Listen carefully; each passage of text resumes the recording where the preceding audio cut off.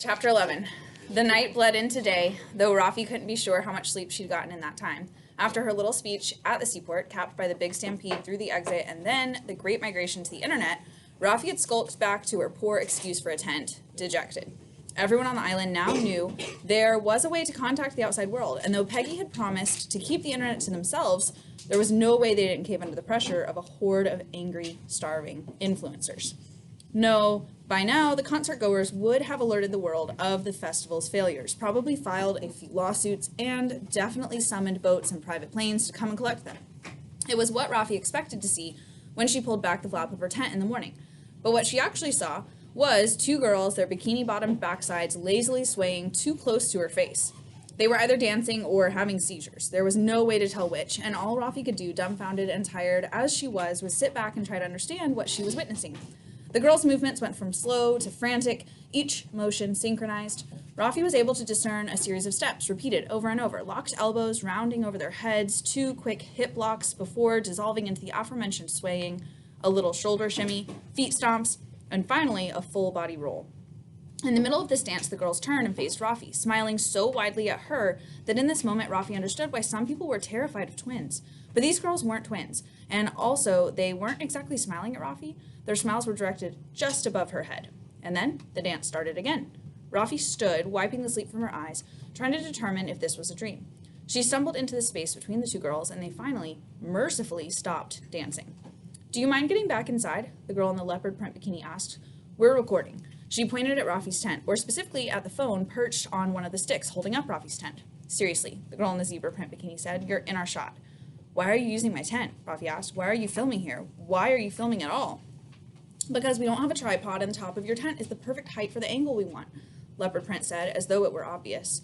"So, can you move?" zebra print asked. TikTok doesn't allow uglies or pores in their videos. Ugly? Rafi had just spoken to Jack about this yesterday, given him a whole speech about feeling confident in one's own skin. But it was a different thing hearing it come out of a girl's mouth, out of these girls' mouths. And as it happened, the world elicited a physical reaction in Rafi. It made her stomach drop and her mouth go dry. Who decided what was ugly anyway? Or was it happening right here and now? Was it these girls or stylish animal fabrics that were the truth tellers holding up a mirror and forcing Rafi to look into it? She self-consciously patted down her hair. "We don't make the rules," Zebra said. "It's practically in TikTok's user agreement." Ugly, Rafi took objection to, but poor was definitely more accurate. And it unnerved Rafi that these two girls could see that word all over her, as if it was written on her forehead. Could they smell it on her? Did her shoes still stink? "Why do you think I'm poor?" Rafi asked. They were stranded on an island and people were literally sleeping on sand without any changes of clothes. How could these two girls possibly sniff out Rafi's lack of funds? The girls looked at each other for a beat, then back at Rafi. Finally, Leopard Print said, "Well, your shirt." Rafi went over to her tent, grabbed the phone placed precariously on the frame, and threw it as far down the beach as she could. It wasn't very far, and all three of them watched it bounce across the sand until it came to a full stop. "You're crazy," Leopard Print shrieked. Neither she nor Zebra waited for a defense, running off to collect their most prized possession. Maybe Rafi was crazy. Maybe her hair was an ugly mess, sticking up on all sides in perpetual bedheadedness, held aloft by sand and indignation. Maybe her shirt was tacky, and her shoes stank, and maybe she was sleep-deprived and looked and felt about 1,000,000 years old, telling these kids to get off her lawn. But she didn't care. She now knew she wasn't dreaming. No, she'd awakened to a nightmare. Rafi walked down the beach, heading for Peggy's tent, but when she got there, it was nothing more than a pile of sticks. She looked around for signs of where Peggy may have gone, but all she saw was a girl close by, that forever crying girl, Greer, smiling into her phone's camera. "Hey," Rafi said, "do you know Peggy?" "Of course I know Peggy," Greer said. "They're practically saving us." "By calling for rescue?" Greer snorted. "By giving us internet. I'm pretty sure I'd be dead if I couldn't go on the internet." Confirmation that Peggy hadn't been able to keep the horde at bay. "Do you know where I can find them?" "Tent City, but if you want Wi-Fi, you better bring them a gift." Rafi took a few steps closer to Greer until she was blocking the girl's sun. Greer looked away from her phone to frown up at Rafi. "You're in my light?" she said, but Rafi didn't budge. "What do you mean, bring a gift?" "Peggy will only give you the Wi-Fi code if you trade with them. They're very strict about that." It wasn't hard finding Peggy's new digs. The path to it was littered with people on their phones. Rafi followed their trail like she was observing mice coming and going from a hole in a kitchen wall. Only in this instance, the hole was actually the grandest structure in Tent City. It was made up of 3 individual tents, split at the seams and sewn back together to form one giant hovel. In fact, it was still under construction, and Rafi spied a boy crouched by the eastern wing, crudely sewing one part of canvas to another using yarn and what looked like the underwire from a bra. There was also a boy standing at the front, broad enough to block the entrance. "Password," he said to Rafi. She stared at him. Peggy's a friend of mine?" "Peggy has no friends, they have admirers." It felt like a second ago that Peggy was the most antisocial person on this island. Now they had a boy acting as a human door? The weirdness that started off the day was snowballing, and Rafi needed answers now. "Peggy!" Rafi shouted over the bouncer's shoulder. "It's me, Rafi!"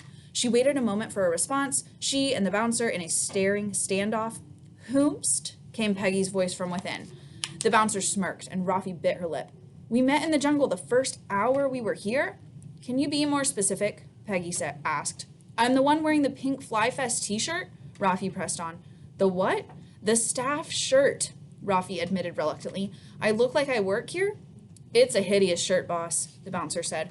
"Rafi, Rafi, Rafi," came Peggy's voice again, taking on a sing-song lilt as they sounded out the name. "Let her in." The bouncer stepped aside without objection, and Rafi entered.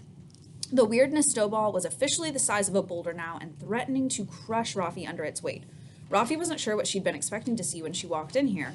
Maybe simple, curved walls and a single plastic-covered bed, but she felt like she'd stepped into an Architectural Digest house tour. The 3 combined tents made for a huge living space, and no part of it was left unadorned. Tapestries draped the walls, everything from sarongs to silk wraps to airplane blankets. Peggy didn't have just one bed, they had 3, all piled on top of each other like something out of The Princess and the Pea. Next to the bed were crates being used as side tables, and on top of them were solar-powered lamps. There were even artworks on which Rafi was pretty sure was art, or what Rafi was pretty sure was art. 2 sculptural pieces were propped on either side of the main door, bundles of branches tied together with twine. Depending on how you felt about wood sculptures, they were either beautiful and introspective or some kind of shrine to the Blair Witch. There were people, too, lounging on the floor atop throw pillows, heads hunched over phones, and sitting on an inflatable hot pink armchair was Peggy, peering into their own phone. And even though Rafi was standing right in front of them and they knew she was there, it took Peggy a full minute to look up. "Oh, Rafi, hello." "Hey," Rafi said, her voice heavy with meaning as she gestured all around her. "Where did all this stuff come from?" "Right, this stuff," Peggy said, as though noticing it for the first time. "Remember when I told you I wouldn't give up the internet without a price? Well, turns out people are willing to pay up." Peggy looked different, and it wasn't just because they were smiling. They had new duds, too. A fancy Memphis-style bonobos dress shirt, pristine, if oversized, Air Jordans, a cherry ring pop on their right index finger, licked halfway to the nub. "I give people the Wi-Fi password, but the genius part is that I'll change the password every day, which means they'll have to keep paying." "But I thought you were on my side about this," Rafi said. "We were going to try to keep everyone on the island so that I could get my interview with River, remember?" "Remember?" Peggy laughed. "A harebrained scheme like that is hard to forget. But I don't know if you noticed that even though everyone's got the internet now, no one's actually called for help." Rafi took a cursory glance around the room. Looking at the people lounging on the floor happily on their phones, she recalled Greer taking selfies on the beach, the animal print girls dancing in front of her tent. A day ago, everyone was desperate to get off this island. And now it was like the Wi-Fi was a pacifier stuck in their pursed lips. Why has nobody called for help? They seem to believe Hella Badid and the Fly Fest organizers are still here getting the party ready. Rafi let Peggy's words sink in, absorbing them so deep that they pulled her jaw down with them. Because yes, it had been a harebrained scheme, one that deep down Rafi didn't think would ever work, but her little lie about Hella Badid still being here had done the trick. People wanted to stay. River would stay. "Nobody's posting about how terrible this island is?" Rafi asked, skepticism seeping through her awe. "No pictures of the cheese sandwiches?" "Not that I've seen," Peggy said. "They don't want anyone back home to think they're losers." A zap of glee shot through Rafi's whole body, and she was so giddy she actually jumped in place. People had actually listened to her. They'd heard her, and she was able to convince them of something. Her voice mattered. She'd influenced the influencers. "Congratulations," Peggy said. "Everyone wants to stay, and I get a bunch of presents. It's a win-win for everybody, but mostly me." Rafi practically skipped back to her tent. She'd woken up feeling the lowest she had since she'd gotten here, but her mood had done a complete 180. She may have had no bed and she was starving and itchy in a terrible shirt, but she was happy. Things were finally looking up. Of course, the moment couldn't last long. When she got to the beach, Rafi heard a strained cry and saw a crowd gathered around someone. Rafi ran toward the commotion until she saw Greer, the girl who cried a lot. But this was different. She was on her knees and seemed in deep emotional pain. What is it? Rafi asked her, not for the first time, raking her eyes over the girl to see if she was hurt. In all her wailing, Greer had only enough breath to say one chilling sentence. Sierra Madre is missing. Chapter 12. What do you mean Sierra Madre is missing? I mean she isn't anywhere. Greer was exasperated, out of breath, and disheveled. Most of her was covered in a thin film of wetness, and it was unclear whether it was snot, sweat, or tears, probably a combination of all three. Rafi placed gentle but firm hands on the girl's bare shoulders and tried to catch her frenzied gaze. Tell me everything, Rafi said. I went to her tent this morning to see if she needed anything, Greer said through wheezing hiccups. I go every morning because she's amazing and I can't believe I get to be this close to her. I mean, we have a connection, you know? When I met her here the first day, she gave me one of her rings, which is like, hello, are you kidding me? I've been following her since forever, and I leave her a comment on everything she ever posts. Like, I'm pretty sure she looks forward to my emojis, a heart, a teardrop, and the dancing twins. It's kind of my signature comment so that she knows it's me. She's just so pretty. I'm sorry, but she's just the prettiest person on the planet, and that's like the T. Rafi nodded vigorously, even though she understood very little about what Greer was saying. She was still stuck on the fact that Greer went to her tent every morning, considering they'd only been on the island for 2 days. Please get to the point now. Greer took a deep, rattling breath. I went to her tent, and she wasn't there. Rafi had to admit that when she heard Greer shrieking about Sierra being missing, it was like she'd struck a match, and Rafi was the flint. Immediately, her investigative reporter instincts got to tingling. But how, hearing Greer explain herself, the morbid thrill slowly seeped out of Rafi's body, and she found herself trying to calm a girl whose defining characteristic seemed to be that she overreacted to things. Greer, did you ever consider that maybe Sierra just went for a walk? Greer shook her head. Though the tears no longer poured out of her eyes, they still clogged her voice. I looked everywhere. I checked every tent in Tent City. I checked the seaport. I even came here to the beach, where the dirty people are. Sierra isn't anywhere. Dirty people, Rafi said. The people on the beach aren't dirty. They're sunburnt and sweaty, and they're sandflies, and they're sleeping on the sand. I'm sleeping on the sand. Oh, well, I didn't mean you were dirty, Greer said, but she still took a step back until Rafi's hands slipped off her shoulders.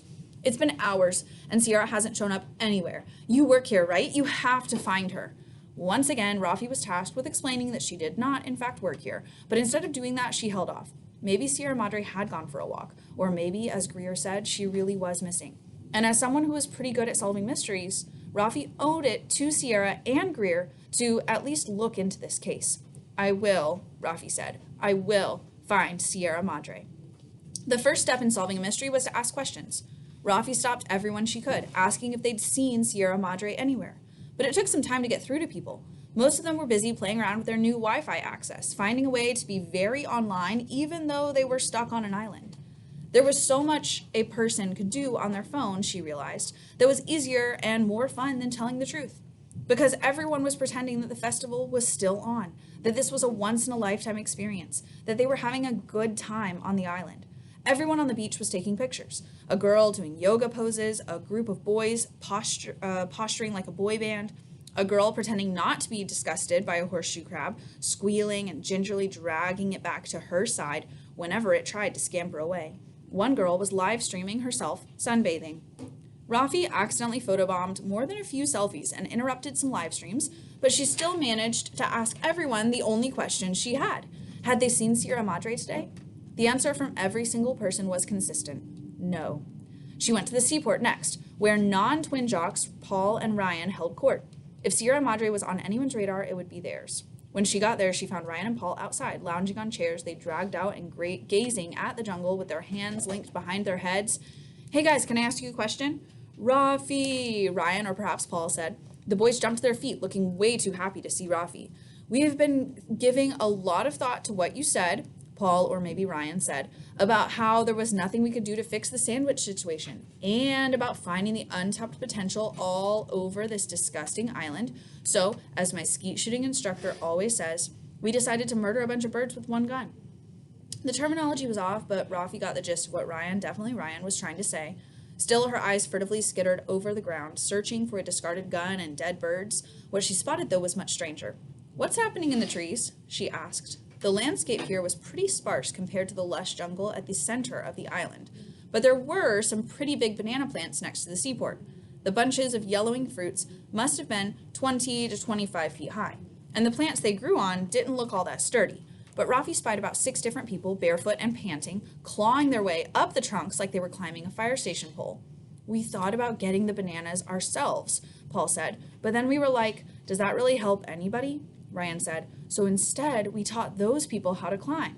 And now they're collecting the bananas for everyone, and by everyone we mean mostly us. Wait, Rafi had come here to investigate a missing person, but suddenly she had a whole other line of unrelated questioning running through her head. What is happening? Paul and Ryan looked like they'd been waiting their whole lives for this question, and were about to give the best, most thought-out answer.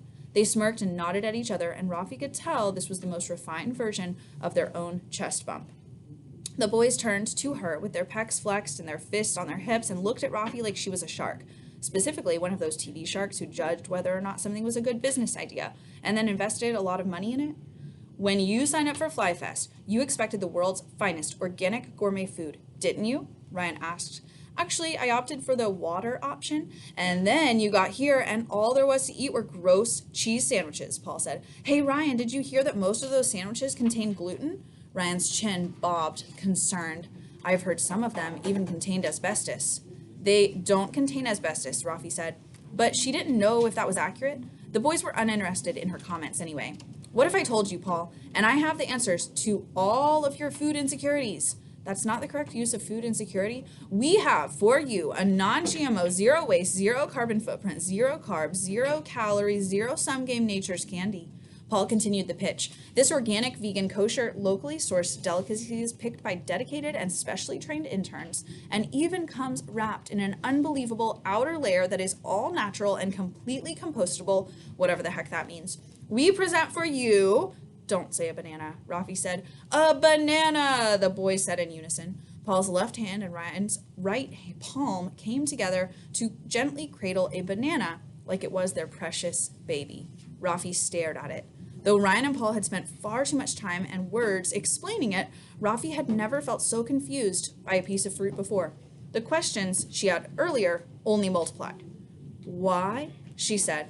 Paul chuckled first, then Ryan. Their laughter was so befuddled and nervous it came out like barks. Why? Paul repeated. Rafi, you were the one who told us to find a way to disrupt the food industry. I legitimately never said that. Well, at the very least, you must admit that this idea is very money, Ryan said. So money, Paul agreed. We're charging the interns 8 bananas for every 10 bananas they collect for the honor of teaching them how to climb. They were just a bunch of lazy dickwads before we came along. As he said this, Ryan plopped down onto his chair and kicked his feet out, draping one over the other. Anyway, we're good people. I feel like I'm doing community service, but not because I failed a drug test and crashed my Range Rover into the Salvation Army this time, Paul said. Like, I'm doing the community a service out of the goodness of my heart. And we're going to make a bunch of money doing it, Ryan said. Bunches of money out of bunches of bananas, Paul said. They loved this particular turn of phrase and clapped their hands so powerfully that Rafi was almost sure they'd leave bruises. In the plants, one of the lucky community service recipients lost his footing and let out a guttural yelp as he thwacked through every leaf on his way down. The only sound louder than his screams was the one his back made as it hit the ground. My dad would be proud of me, Paul said to Rafi. You'd understand how huge that is if you had any idea who my father is. Every time she encountered Ryan and Paul, Rafi understood the world a little less, but she didn't even try to speak their language. She let them have their banana pipe dream. She was here on more important matters. Do you guys know who Sierra Madre is? Paul and Ryan looked at each other, then back at Rafi. She's only like the most famous influencer in the world. Right. Have either of you seen her today? Ryan and Paul shook their heads. We've been busy with our bananas. I know, Rafi said. Find me if she turns up. She'd covered the beach, the seaport, and the areas in between. The only place left for Rafi to ask questions was the one place she should have started her search. Compared to the rest of the island, Tent City felt like a luxury retreat. Yes, there were the clay-hard, dusty grounds and the dry bramble backdrop, so prickly compared to the lush green jungle, and the fact that these were clearly tents meant for people displaced by horrible disasters, but something about all the white domes, their uniformity, their pristine cleanliness, made Tent City feel like a wellness resort. Like, just around the corner, there might be someone in a beige tunic waiting for a tray of heated towels and tongs with which to give them to you. Rafi took to the tents like the door-to-door salesman, and the residents of Tent City shut their door flaps in her face accordingly. Of all people, Jack Dewey was the most willing to talk. He greeted Rafi with a beach towel wrapped around his head so that only his mouth and eyes were visible. Still protecting yourself from the sun? I have had public disputes with a lot of people, Rafi. My lying fifth grade bully, my own mother, the President of the United States, but my biggest enemy to date is the sun. That bitch tries to take me down every chance she gets, and still, like dough, I rise. If he was trying to quote the famous Maya Angelou poem, he was doing it wrong, but Rafi didn't think correcting Jack Dewey would get her anywhere with him. Good one. It's a Jack Dewey original. I can't stop you if you want to quote me. Just make sure you tag me. Actually, you know what? Don't tag me. I don't want anyone to think we know each other. If you claim that we do, I'll have to deny it, and if you persist, I'll be forced to have my lawyer send you a cease and desist. You understand, don't you? Sure, Jack, look, I just have one question, and then I'll get out of your hair. You're in my hair. Jack whipped the towel off his head and massaged his fingertips into his red-tinged scalp. What the hell does that even mean? What? Jack, I'm not like a flea. Jack shuddered. I've heard about you beach people. You're dirty. Rafi rolled her eyes, regretting ever setting foot in Jack's tent. Have you seen Sierra Madre today? The name seemed to pique Jack's interest. His meticulously plucked right eyebrow cocked. Sierra Madre? No. Has she asked about me? No, I'm looking for her. She seems to be missing. Now Jack's left eyebrow joined his right one, and they both hovered close to his hairline. Sierra Madre is missing? Do you think this has anything to do with Hella being here? Rafi had almost forgotten about the lies she'd told about Hella last night. It seemed irrelevant at the moment, but she realized that to Jack, and in fact to everyone else on the island, Hella being here was the one thing keeping them all from diving into the ocean and swimming home. Jack took a step closer to Rafi, seeming to forget momentarily that she was a dirty beach dweller. You weren't lying about Hella being here, were you? Because Hella being here has made a lot of people very happy. Now it was Rafi who had to take a step back, suddenly interested in every spot of the tent that Jack wasn't currently occupying. Rafi's lie about Hella wasn't hurting anyone, and if morale really was up, as Jack claimed, then she had nothing to be sorry about. She didn't like to lie, but in this case, its harmlessness made it easy. I'm not a liar, she said. The grin that sprang onto Jack's face was spellbinding. For one bright, shining moment, Rafi understood how Jack had managed to get millions of followers online. I knew it, he said. You wouldn't lie. You have, morals. Rafi swallowed, nodded. So have you seen Sierra or not? Nope, but you should check her tent. It's right next door. Rafi had no trouble getting into Sierra's tent, since no one was there to stop her. After asking everyone on the island if they'd seen Sierra and hearing no's across the board, a part of Rafi wondered if Sierra had magically booked it, if she somehow found a way through all of her money and influence to leave without anyone being the wiser. But being in her tent painted a different story. All of Sierra's luggage was still there, one carry-on, on the floor. When Rafi opened it, she found clothes, all made from delicate, expensive fabrics that felt like butter between her fingers. If Sierra had found a way off this island, she wouldn't have left all this here, and the fact of that left Rafi with a feeling of dread, an avocado pit sinking in her gut. Maybe Greer hadn't been overreacting. Where was Sierra? Asking about her had left Rafi without answers. Now it was about retracing Sierra's last steps. Rafi tried to think of the last place she'd seen her. Her breath caught in her throat when she remembered.